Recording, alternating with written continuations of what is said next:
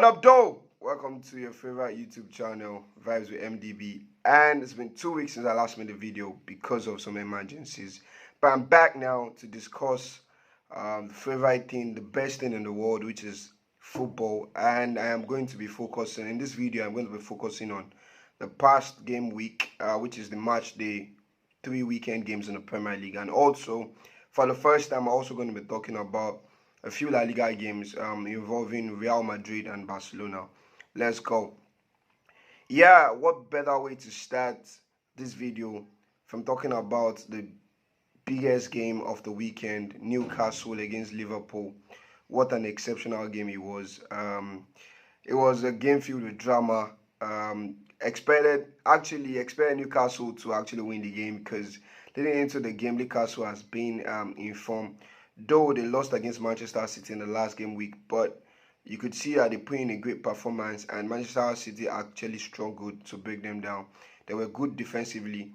They are a hard-working team. They run for each other. They press so hard. When they are without the ball, the way they press is so amazing to see. And when they have possession, the way they handle the possession, the ball with care as well, and the way they are so devastating with their attacks was amazing to see. Actually, though they didn't win against Manchester City, but we could see their attacking prowess in the game previously before that against Aston Villa, where they demolished Aston Villa by 5-1. So leading into the game, I expected them to actually dominate the game against Liverpool. Liverpool has actually picked up 4 points leading into the game, but they've not been at their sparkling best. I think they had a 25-minute spell against Chelsea where they felt like the old Liverpool, and their second game against Bournemouth, they won the game, but they never failed to have control of the game. So coming into St James's Park, Newcastle being on the high after what they did last season, the feel good factor at St James's Park. I expected them to actually pick up the 3 points. The game started well. It was the high intensity that I expected in the game. Liverpool, Newcastle coming out to play. Alexander-Arnold was shaky. He should have been sent off. But I felt the referee didn't want to send him off because he just gave him a yellow card 30 seconds before he committed the second foul. Then Newcastle went ahead through a mistake from Alexander-Arnold. Anthony Gordon pouncing on his mistake, getting a quality goal, and Newcastle started to actually put more pressure on Liverpool. And at that point, you could see the game going in only one direction. Then a few minutes later, Virgil van Dijk was sent off his first red card for Liverpool. I know a lot of people has been debating whether it was a red card or not, but for me, it was a red card because it was actually the last man. You could see the ball had already run past him. It was a clever pass from Anthony Gordon, who was exceptional in the game. Alexander Isak actually rolled the tackle, but you could clearly see that it was clipped by Virgil van Dijk, and Virgil van Dijk was the last man. So, in my opinion, it was a red card, and the referee got his spot on. And from that point, Newcastle being a goal ahead and a man ahead, you expect them to kick on and just go on to win the game. But Alisson made a couple of great saves. I think that's why you need top goalkeepers if you actually want to win titles. He kept his team in the game with some amazing saves from Miguel Almiron. And Almiron was also unlucky because some of his shot hit the crossbar as well. Newcastle continued to probe, and at that stage it felt like there could only be one winner, but Jurgen Klopp made some substitutions. The key one, the one that contributed to the biggest talking point of the game was Darwin Núñez, who came on and who got the 2 goals. Fantastic finish, both occasions, which actually turned the game on its head for Liverpool. The 10-man Liverpool going on to win the game after playing majority of the game, approximately more than 60 minutes with a man down, and still finding the juice and still finding the mojo to go ahead to win the game. It was a beautiful game. Definitely one of the craziest games so far in the season, or one of the best games so far in the season. Maybe not the best in terms of quality, but in terms of drama, it has to definitely be at the top of the chart for games of the season so far. Moving on from the Newcastle and Liverpool game, let's talk about the Arsenal against Fulham. Arsenal dropped points. it was a surprise to me, given the fact that Arsenal has been amazing. I was expecting them to carry the form they had shown from last season into this season, and which they are actually been replicating because they won their first two games. Definitely, maybe they were not sparkling, they are not their sparkling best, but actually they won the two games, and majority of those games they were virtually in control. So I expected normal service to resume at the Emirates. They were playing against the Fulham side, who has just lost their top scorer in Alexander Mitrovic, and who has shot at the who I feel like in terms of squad depth, their squad is lacking in, especially in the attacking positions. I don't think they've been able to replace Alexander Mitrovic so far. So I was expecting them to struggle at Arsenal at the Emirates, trying to create opportunities, but the game could not have started in the right way for them, and it could have not gone wrong for Arsenal because 1 minute into the game, 50 seconds into the game, Alex Pereira actually got a goal, which was for me it was a beautiful goal. But if you look, I've looked at the replays again, and I felt like he actually didn't mean to put the ball in the left corner as it went. I think he was aiming for the right hand corner, but the ball actually went to the left hand corner, and actually was a beautiful goal. Arsenal were shell shocked, and I don't know. Sometimes they say that you don't need to. Why disrupt something that is working? I don't seem to understand what Mikel Arteta is trying to achieve this season with the signing of Kai Havertz, because the signing of Kai Havertz in a way has made him start looking for another formula for the Arsenal team. It has made him start actually moving away from what worked for them last season, which was actually playing, not just actually playing with a settled 4-3-3 formation where you had Partey, you had Odegaard on the right hand side, you had Granit Xhaka on the left hand side of the midfield. Then you had Martinelli, Saka, and Jesus. But the signing of Kai Havertz in a way has made him tweaked the formation a bit, in trying to look for the best position for Kai Havertz to fit in into the squad. And you could see that the two games they had played prior, they've been some tweaks here and there. I think it's affecting the dynamism of the Arsenal team. I think it's affecting the flow of the game, of their game. We could see that in the second half when actually Carver was substituted, and he made a few substitutions, bringing Eddie Ketia and reverting back to the 4-3-3 formation. You could see that their game flowed a bit much more better.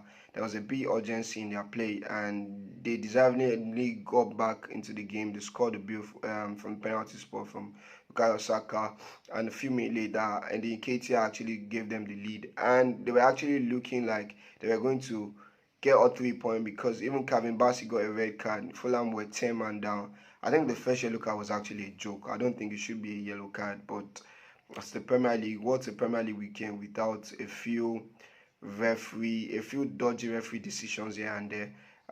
Actually, they were with a few minutes left to go on the game. I was expecting Arsenal to actually get the 3 points, and Fulham got a corner, and it was a beautiful goal from João Palhinha. I know Mikel Arteta actually at the end of the game talked about how frustrating it is for him, for Arsenal to be able to concede in that manner from the corner kick. But it was a well worked set piece, and it was a beautiful goal. I think deservedly, on the balance of play, I think you have to say Fulham actually deserved to get a point in the game, because they actually contributed a lot to the game. So I think it was a deserved point all around. I think it was a fair result all around, and Arsenal has actually dropped their first point for this season.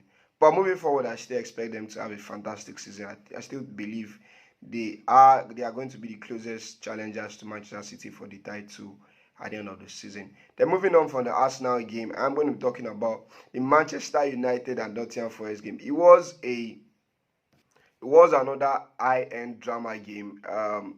2 minutes or a minute and 30 seconds, but officially 2 minutes on the time sheet.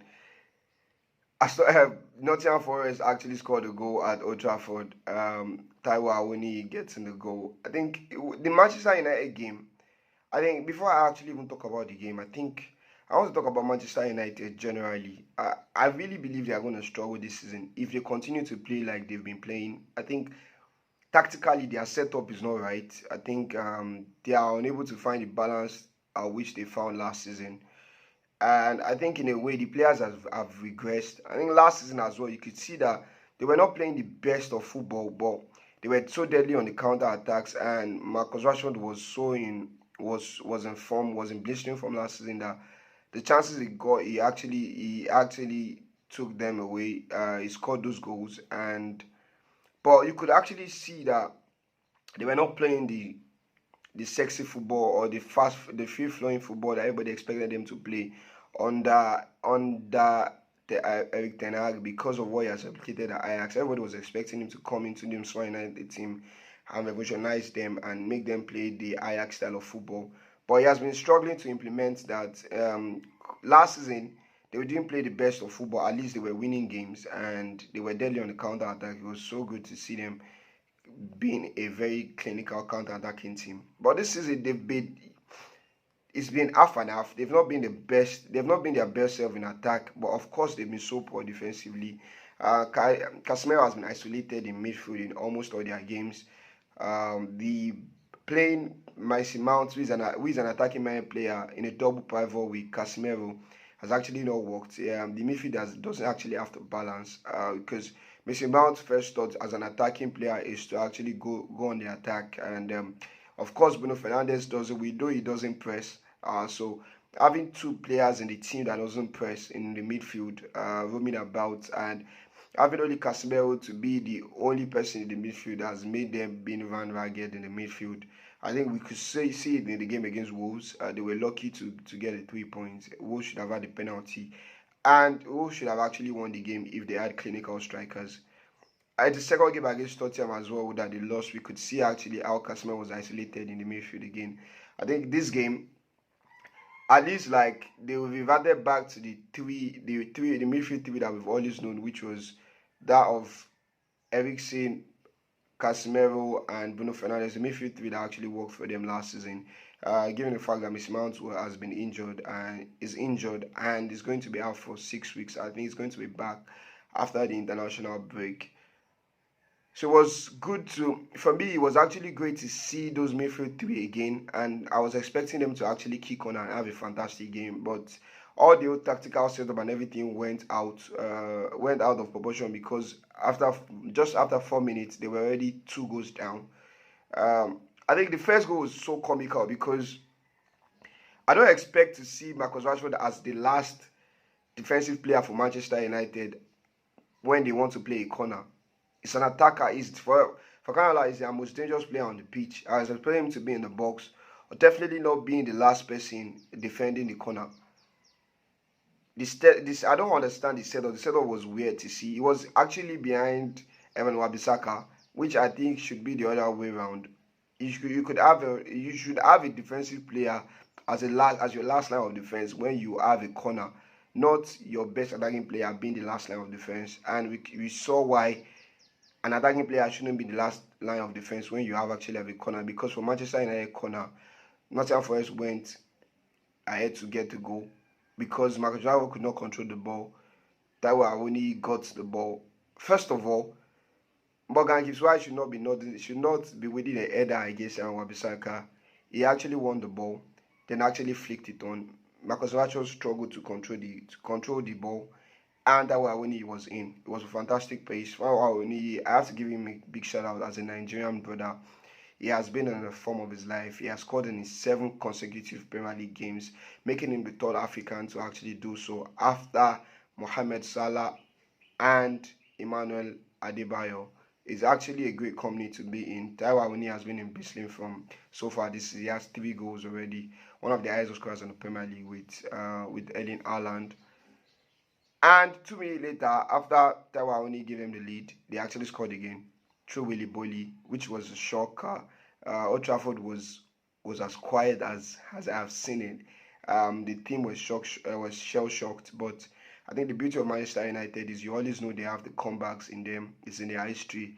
They've actually managed to do comebacks many times. I think they have actually staged the most comebacks in Premier League history, and deservedly so. And they found a way to actually win the game. It was a fantastic goal from from Christian Eriksen, the first goal, actually gave them the belief. And I think a lot of people are not giving Christian Eriksen the credits that he deserved for the goal, because it was actually a difficult finish and it made it look easy, running across the defender to actually flick the ball into the back of the net after a great work from Marcus Rashford. I think I have to give Bruno Fernandes also a big shout out. It was immense in the game. I think a lot of people try to talk about, even me included, we try to talk about the fact that he moans a lot, the fact that sometimes he doesn't act like a captain, but throughout the whole game, he actually drove his team to victory. He was everywhere, created a lot of chances. He actually pressed and he made sure they didn't lose the game. Finally got a deserving goal from the penalty spot. I think it was a penalty that was manufactured by Marcus Rashford. I think the contact was minimal, but right now in the era of VAR, if there's a little contact, it's always going to be given as a penalty, which it was. I think the red card Nottingham Forest got was not deserved. I think Joe Worrell was not the last man. I think he had Willy Boyley that was covering for him. So I think it was a foul. And I think it should have been a yellow card, but not a red card. They were unfortunate. I think they felt hard done by that decision, and it just gave Manchester United the upper hand to go ahead to win the game. Casemiro as well also getting the second goal. It was a beautiful pass from Marcus Rashford to Bruno Fernandes. It was a beautiful work goal. And of course, they didn't play well, but Manchester United scraped through and they won the game. Moving on from Manchester United, I want to talk about Tottenham as well. Tottenham had a fantastic game. You could see what Ange Postecoglou is trying to implement in their squad, playing free-flowing football. They are a joy to watch, and they deservedly won the game. And I'm expecting big things from Tottenham this season. I think they are going to surprise a lot of people. I don't necessarily think they have the quality to finish in the top four.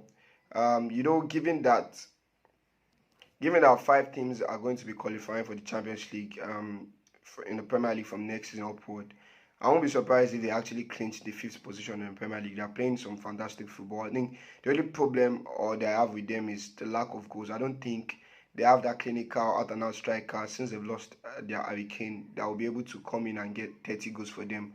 That would make them win games. They are playing beautiful football, but I still think they are lacking another extra body in the attacking positions. They are lacking that clinical striker that will put their chances away. But all in all, it's been a great start for them, having 7 points out of possible 9, and they are playing some quality football. Moving on from Tottenham Hotspur, I'm going to be talking about Manchester City and Sheffield United. It was a tough game. Sheffield United actually surprised me. They were up for the challenge, defended so well, manhandled, rough-handled, and in Ireland, I think he should have gotten another penalty. He missed the penalty, but he could have also gotten like 2 or 3 other penalties in the game. It was a tough game. Sheffield United digging deep. They defended so well. They packed the bus. They made it difficult for Manchester City to get in their rhythm.